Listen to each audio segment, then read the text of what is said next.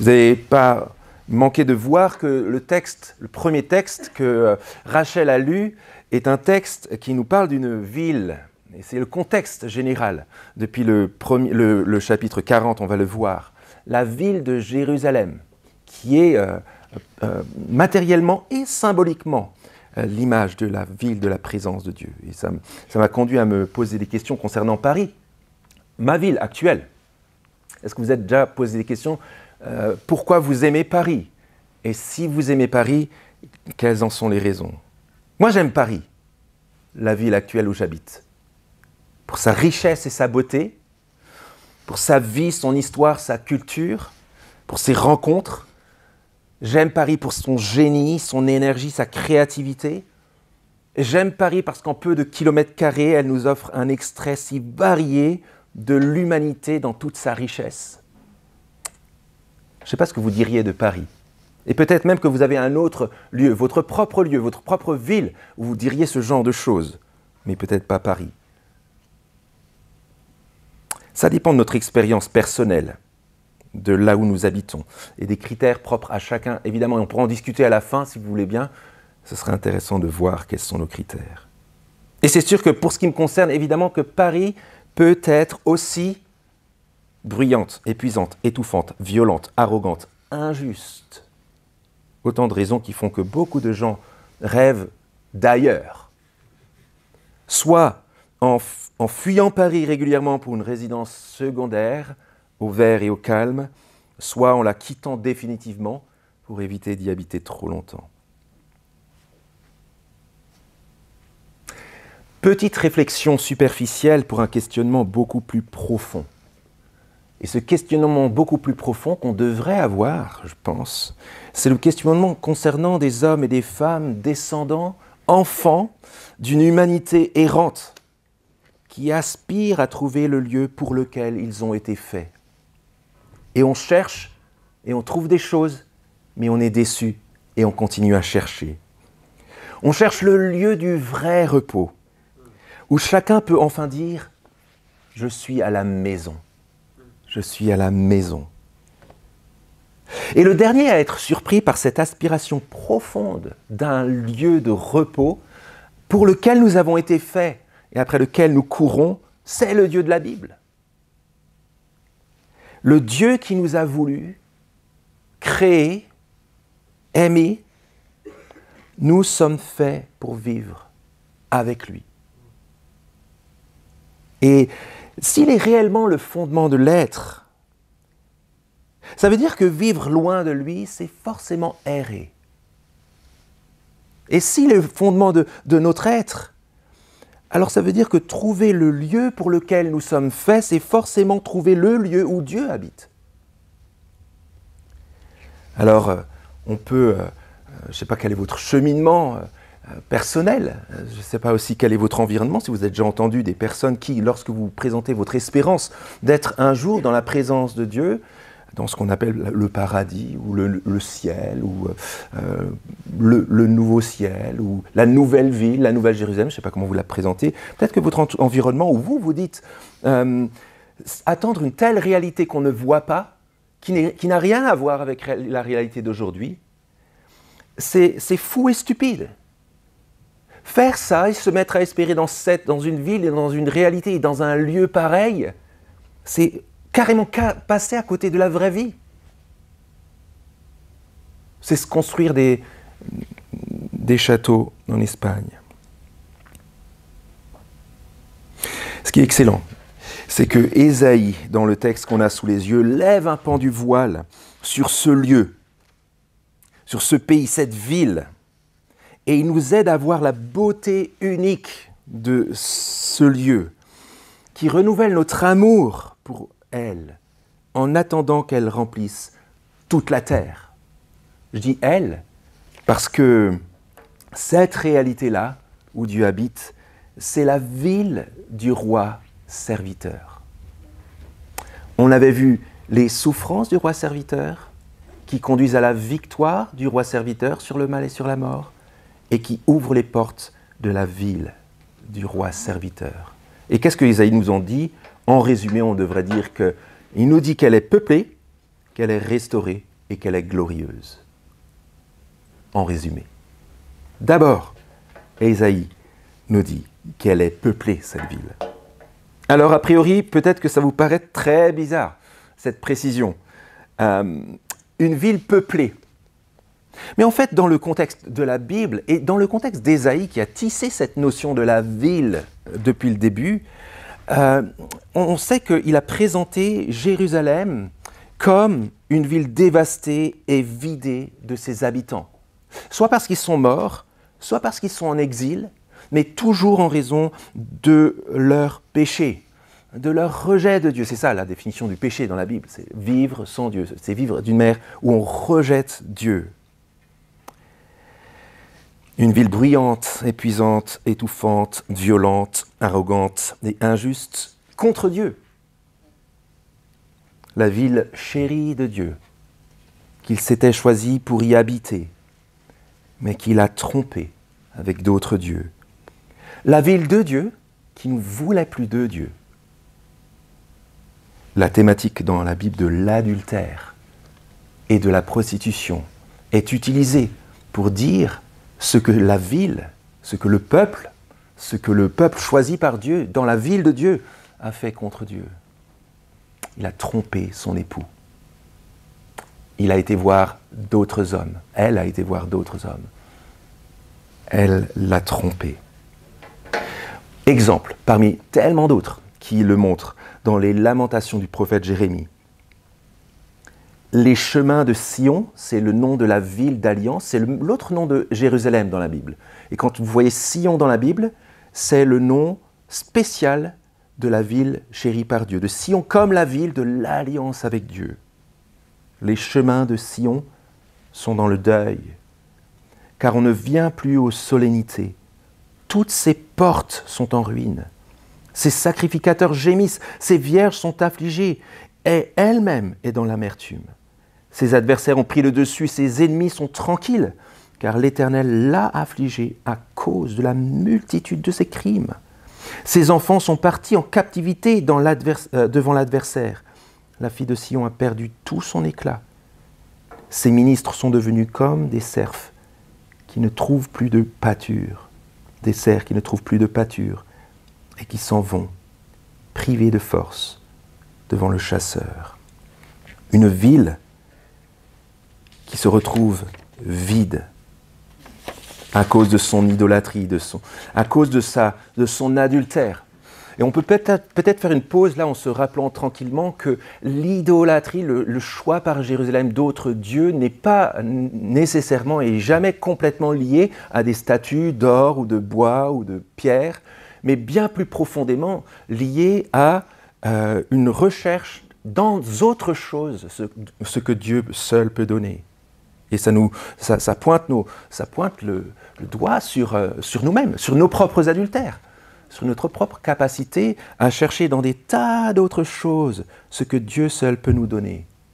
Chercher dans les relations, dans l'amour, dans le sexe, dans l'argent, dans l'accomplissement de soi, dans la gloire, dans la vie, dans le projet professionnel, dans son travail en particulier, dans les autres, dans ses enfants, dans son conjoint, dans les vacances, dans la retraite, dans des personnes qu'on va élire. On attend des choses de ces personnes et de ces choses qu'on devrait plutôt attendre de Dieu. Et ça s'appelle de l'adultère. Non pas que ces choses peuvent donner des reflets de ce que Dieu donne, mais jamais en oubliant que c'est Dieu qui donne ces choses. D'une certaine manière, comme Jérusalem, nous sommes adultères.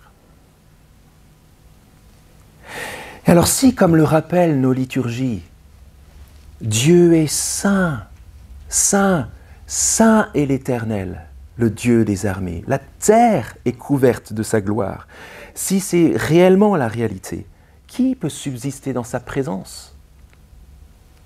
Personne ne peut subsister dans sa présence. Et c'est là qu'intervient la surprise. Lisons le début du chapitre 54. Triomphe, stérile, toi qui n'as pas enfanté. Donc Dieu parle par la bouche d'Ésaïe à Jérusalem. éclate en cris de triomphe et jubile, toi qui n'as pas connu des douleurs, car les fils de la délaissée seront plus nombreux que les fils de celle qui est mariée. C'est une seule et même personne, c'est une seule et même Jérusalem, mais celle qui a été délaissée va avoir plus de bébés. Verset 2, élargis l'espace de ta tente, qu'on déploie les toiles de tes demeures, ne les ménage pas, allonge tes cordages et affermis tes piquets, car tu te répandras à droite et à gauche. Ta descendance prendra possession des nations et peuplera des villes désolées. Une ville dans laquelle Dieu veut demeurer avec des hommes et des femmes de cette humanité-là, de ce peuple-là, de cette ville-là, qui était rebelle, adultère, et qui pourtant ont le droit d'habiter dans la présence de Dieu. Et vous voyez que ce n'est pas petit joueur. Il s'agit d'allonger ses cordages, vous avez remarqué jusqu'où? Jusqu'à l'étendue des nations. Une ville tellement grande qu'elle finit par remplir la terre avec la présence de Dieu au milieu. Et la question qu'on doit se poser, j'espère que d'une manière ou d'une autre vous la posez, c'est comment c'est possible? Comment c'est possible que le Dieu très saint veuille demeurer avec des hommes et des femmes comme vous et moi? Et la suite répond à cette question. Cette ville est peuplée parce qu'elle est restaurée. Vous pourriez aussi dire pardonnée. C'est ce qui ressort de ce texte. La caractéristique de la ville du roi serviteur, c'est qu'elle est restaurée. Si la nouvelle Jérusalem renouvelée dont Isaïe parle ici est peuplée, c'est parce que chacun de ses habitants a été pardonné. C'est-à-dire restauré dans une relation parfaite avec Dieu. Et si vous regardez le début du livret de la consolation dans Ésaïe au chapitre 40, je vous laisse le vérifier à la maison, je le connais par cœur, j'aime beaucoup le Messie de Handel qui commence comme ça. Toi aussi Myriam, je pense. Consolez mon peuple, dit l'Éternel. Dis à Jérusalem que sa faute est pardonnée, que sa faute est couverte. Voilà pourquoi ça s'appelle le livre de la consolation de Jérusalem. Et on est en plein dans cette consolation-là. C'est de là que vient cette joie indicible. Sur quoi cette espérance est fondée? Sur un souhait? Sur de l'autosuggestion? Certainement pas. Regardez la suite. Cette assurance d'une ville peuplée d'hommes et de femmes qui ne le méritaient pas, mais qui sont pardonnés et restaurés dans leur relation avec Dieu, est fondée d'abord sur la relation et la nature exclusive de Dieu avec son peuple. Lisez la suite. Voyez comment Dieu se présente. Sois sans crainte, verset 4. Car tu ne seras pas honteuse. Ne sois pas confuse, car tu ne seras pas déshonorée. Mais tu oublieras la honte de ta jeunesse. Et tu ne te souviendras plus de ton déshonneur et de ton veuvage, du déshonneur de ton veuvage. Car celui qui t'a faite est ton époux. L'Éternel des armées est son nom. Et ton Rédempteur est le Saint d'Israël. Il se nomme Dieu de toute la terre. Car l'Éternel te rappelle, comme une femme abandonnée dont l'esprit est affligé. La compagne de la jeunesse peut-elle être répudiée, dit Dieu? Un court instant, je t'avais abandonné, mais avec une grande compassion, je te recueillerai. Dans un débordement d'indignation, je t'avais un instant dérobé ma face, mais avec un amour éternel, j'aurai compassion de toi, dit ton Rédempteur, l'Éternel. Sion, ne pleure plus, tressaille d'allégresse, parce que l'époux que tu as trompé vient te rechercher et il te pardonne de toutes tes fautes. Cette thématique-là, les amis, est omniprésente dans la Bible. Et là, on a juste une fenêtre ouverte sur la volonté de Dieu de pardonner totalement nos adultères, notre révolte, notre péché, notre vie sans Dieu, alors que nous avons été créés par lui, pour être avec lui. Ne pleure pas, Sion, l'Éternel ton époux te pardonne. Une espérance fondée sur la nature de Dieu qui, alors que nous cessons assez rapidement de pardonner, lui, après avoir repoussé Jérusalem dans sa révolte, revient et cherche et pardonne. Sa nature même, c'est de pardonner, au-delà de toute limite, d'une manière imméritée. Mais c'est aussi sur la base de son engagement éternel. Regardez l'insistance au verset 9. C'est un serment dont il est question, d'une alliance indestructible. C'est en vertu de cela que Jérusalem peut espérer son pardon et sa restauration. Il en sera pour moi, dit Dieu, comme au jour de Noé, j'avais juré que les eaux de Noé ne se répandraient plus sur la terre. Je te jure de même de ne plus m'indigner contre toi et de ne plus te menacer. Verset 10. Quand les montagnes s'éloigneraient, ça veut dire, même si les montagnes s'éloignaient, même si les collines chancelaient, ma bienveillance pour toi ne sera pas ébranlée. Mon alliance de paix ne chancellera jamais, dit l'Éternel, qui a compassion de toi. Dieu pardonne dans sa nature et reste l'époux de Jérusalem et de Sion, dont nous pouvons faire partie par la foi, et cette alliance, cet engagement de Dieu est indestructible. Il ne reviendra pas sur cet engagement. Cesse de pleurer, Sion. Réjouis-toi. Réjouis-toi. Tu es restauré. Ce qu'on vient de lire dans ces quelques versets, que la ville de Dieu soit repeuplée, qu'il souhaite habiter avec des hommes et des femmes comme vous et moi, c'était exactement ce que Dieu avait en vue en offrant son Messie, le roi serviteur. Regardez ce qu'on a lu la semaine dernière, chapitre 53, qui parle de la souffrance et de la résurrection du roi serviteur, 700 ans avant. Verset 10. Il a plu à l'Éternel, c'est-à-dire Dieu a voulu le briser par la souffrance, après s'être livré en sacrifice de culpabilité à leur place. Il verra une descendance. Il prolongera ses jours, et la volonté de l'Éternel s'effectuera par lui. Il verra une descendance. C'est pas juste que Jésus-Christ était mort et qu'il reviendrait à la vie, le Christ, le Messie, mais c'est aussi que grâce à son œuvre, du pardon obtenu pour les autres, pour son peuple, grâce au fait qu'il soit l'agneau de Dieu qui ôte le péché du monde, comme on a qu'on se rappelle dans nos liturgies. Dieu donne l'accès à sa ville par son Messie. Amen.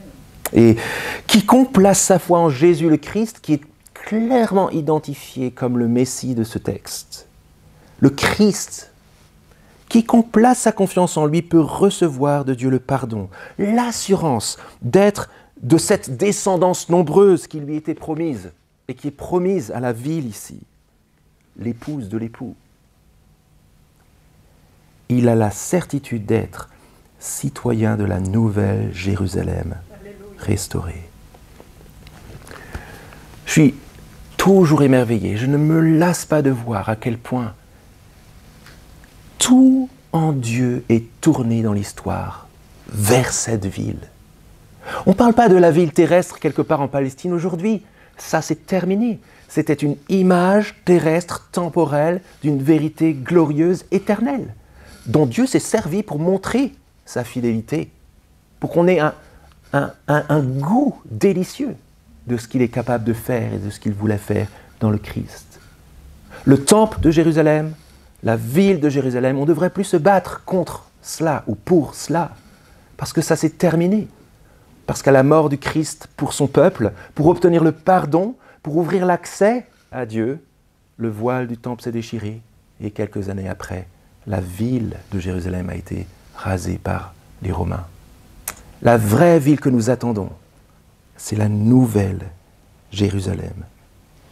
Et en attendant, évidemment qu'elle va apparaître dans toute sa beauté, on va le voir dans 2 minutes, mais on devrait se rappeler que chaque église locale, y compris l'église Saint-Lazare, est son ambassade. Une porte ouverte vers cette réalité nouvelle et éternelle. Ça change notre manière de voir. Et en fait, quand on regarde nos églises, et prenons l'exemple de notre église locale, l'église Saint-Lazare, en fait, c'est difficile à voir le rapport entre cette ville glorieuse et grandiose qui va venir et notre réalité actuelle. On est si petit, on est si faible, il y a plein de choses qui ne vont pas. On est hétéroclite, on est touché par la souffrance, par le péché. Et au milieu du monde où tant de voix nous proposent tant de petites cuisines internes concernant notre origine, notre fin, Dieu, ce qu'est la vie, ce qu'est l'espérance, ce qu'est la foi, c'est totalement déstabilisant, notre petitesse dans ce contexte-là.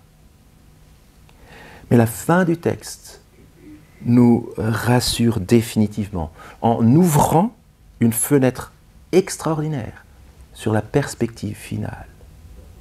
Regardons à partir du verset 11. La ville qui doit se réjouir n'est non seulement peuplée parce qu'elle a été restaurée et pardonnée, mais aussi parce qu'elle sera glorieuse. Extraordinaire que des centaines avant Jésus, Dieu a promis cela. Imaginez un époux ou un fiancé qui veut manifester matériellement son amour pour sa promise. Imaginez ce qu'il fait, imaginez ce que vous feriez. La couvrir de signes extraordinaires de votre amour pour elle. Je ne sais pas comment vous répondriez. En bijoux, en amour, en soins, en présence, etc., etc. Chacun a ses réponses. Dieu a sa réponse. L'aboutissement de tout le plan de Dieu est exprimé pour la nouvelle Jérusalem et Dieu dit ce qu'il fait avec celle qu'il aime. Regardez le verset 11. « Malheureuse, battue par la tempête, que nul ne console, voici, je garnirai tes pierres de stuc et je te donnerai des fondements de saphir. Je ferai tes créneaux de rubis, tes portes d'escarboucles et toute ton enceinte de pierres précieuses. » Il faut s'imaginer, dans le contexte, que Jérusalem est dévastée, vide et en ruine. Et Dieu ne lui promet pas juste de nouvelles murailles, mais des murailles belles et glorieuses. Elle est ornée de toute la gloire de Dieu. Elle est plongée dans une relation constante avec Dieu. Regardez la suite. Tous tes fils seront disciples de l'Éternel. Il n'y aura pas plus de révolte. Ce sera terminé ça. Tous tes fils seront attachés à l'Éternel. Cette ville parfaite sera non seulement ornée de toute la beauté de Dieu, c'est une manière d'exprimer cela, mais aussi de plonger dans la relation constante, sans bug avec Dieu. Et enfin, protégée de toute menace. Regardez verset 15 par exemple. « Si on t'attaque, cela ne viendra pas de moi. Quiconque t'attaquera tombera à cause de toi. » Et un petit peu plus tard, toute langue, verset 17, toute langue qui s'élèvera en justice contre toi, c'est-à-dire comme dans un tribunal, tu la convaincras de méchanceté. Concrètement, qu'est-ce que ça veut dire? Ça veut dire que la ville peuplée, restaurée et glorieuse ne trouvera plus aucun accusateur pour la démolir, aucun ennemi pour lui nuire. Pourquoi? Parce qu'aujourd'hui, moi, des personnes pourraient m'accuser du mal dont je suis coupable. Je suis faillible et coupable. Je suis capable de faire le mal. Et devant un tribunal, je pourrais me trouver fautif de choses dont je suis coupable. Devant Dieu, je pourrais être trouvé coupable de ces choses-là. Mais voilà, devant le tribunal de Dieu, si j'ai placé ma confiance dans le roi serviteur, tous mes péchés, il les a portés sur le bois de la croix. C'est pour ça que je suis considéré par Dieu comme juste et justifié par lui. Et c'est notre espérance. Ça veut dire que, bien sûr que sans la présence du roi serviteur et sans son œuvre, je pourrais être trouvé coupable, mais grâce à son œuvre, je suis trouvé juste.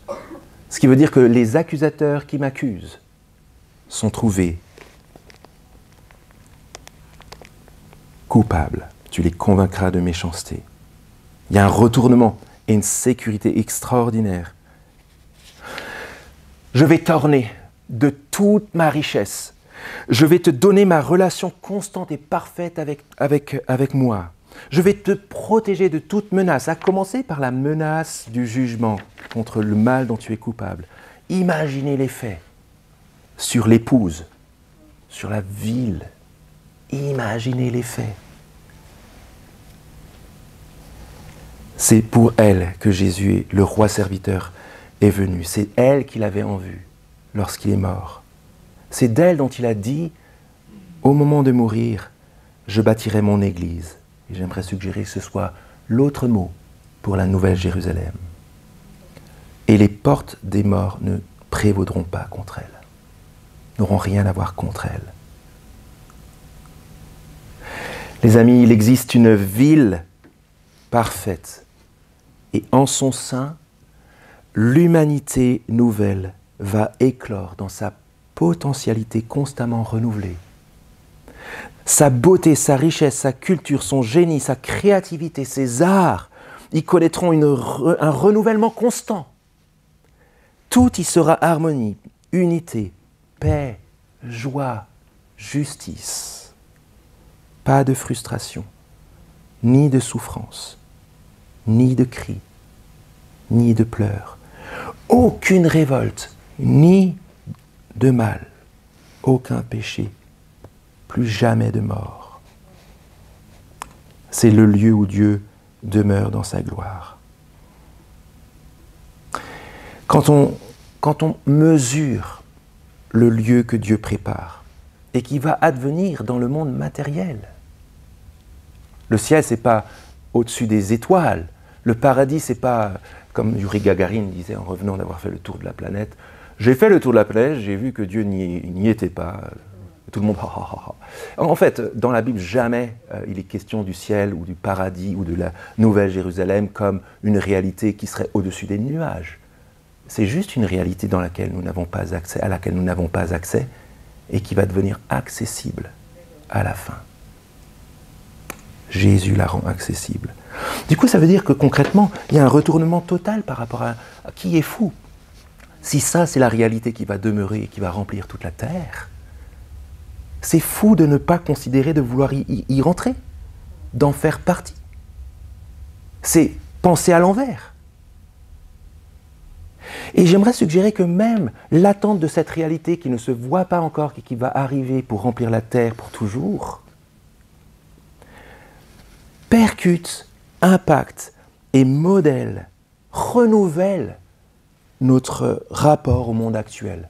Mon rapport à Paris, si vous voulez. Pourquoi ? D'abord, en perspective de ce que Dieu va faire parfaitement dans l'avenir, je reconnais la beauté de ce qu'il fait déjà maintenant dans la création. Des signes de sa grâce commune. Malgré la révolte de l'homme, Dieu continue à donner du génie à l'homme, de la créativité, des belles choses à faire et à vivre, du relationnel pour lequel nous sommes faits. Et en attendant l'expression parfaite de cette ville, de cette réalité, déjà maintenant je me réjouis de la voir ici. Deuxième impact. La réalité qui vient me permet d'être lucide pour aujourd'hui sur les limites de ce monde et les limites de ma ville. Sur sa gloire qui est tellement passagère, le nombre de villes dans l'histoire qui étaient tellement glorieuses et qui sont parties dans la poussière. Pourquoi pas Paris ? Mais bien sûr que si, Paris va retomber un jour dans la poussière, comme Ebla et comme Suse et comme d'autres grandes capitales. Ça me permet de relativiser cette gloire. Et ça me permet aussi d'être lucide sur le fait que l'injustice qui règne encore dans ce monde et dans ma ville, dans Paris, simplement le signe que elle reste esclave du mal et de la mort. Et enfin, ça nous conduit, en voyant cette ville qui vient grande ouverte, avec un appel à venir et à profiter du pardon de Dieu, ça nous contraint en amour. Ça nous contraint en passion pour nos voisins, nos collègues, les gens qui sont proches, qui sont loin, nos amis, nos ennemis, de vouloir qu'ils fassent comme nous partie des citoyens de la ville qui vient.